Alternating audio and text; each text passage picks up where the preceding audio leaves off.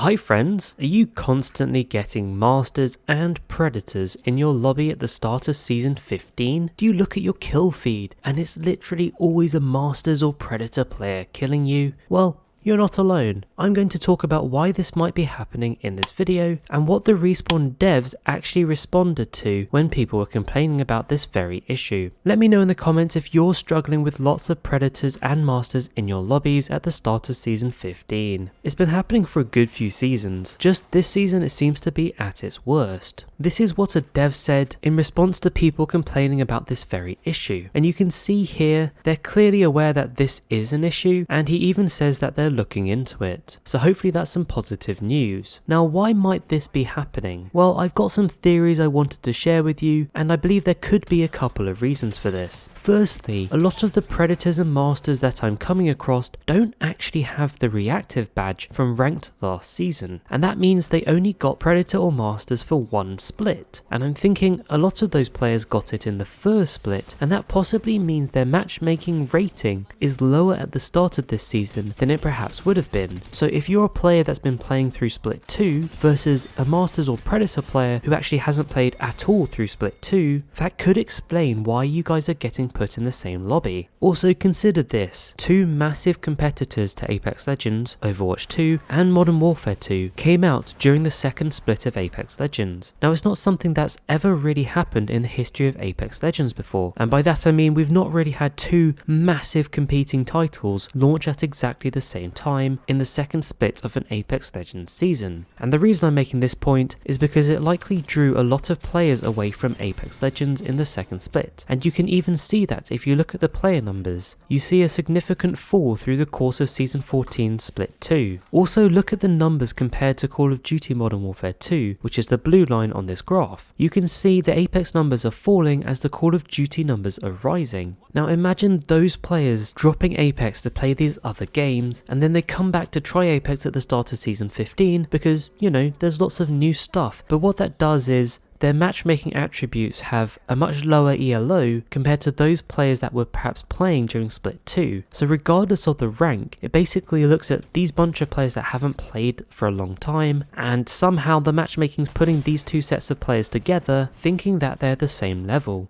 The other point I was thinking that could be a reason for this is that it could just be that the skill level of players has increased, and perhaps there just aren't enough average players playing the game at the same time anymore, and thus they have to fill your lobbies with masters and predator level players. Now to be fair, it could also be the opposite of that. It could be that there just aren't enough masters or predator level players playing at the same time, and so to stop these masters or predator level players having to wait ages for a game, they just kind of throw them in lobbies where there's a space regardless of the level of players already in that lobby. So basically I'm saying the outflux of so many players and then lots returning in season 15 seems to have confused the matchmaking system. And if you're concerned about the issue with having trash teammates versus triple stack predators, I think this is mainly due to the fact that the top level players tend to triple stack or duo stack compared to most solo players who tend to be maybe not quite as high a rank. It's generally harder to solo queue and be a top rank player. Also, if you think about it, if the pool of lower tier players is much larger and they're the ones that are solo queuing, you've got a bigger chance of getting a lower tier player if you're a solo queue yourself rather than a top tier player.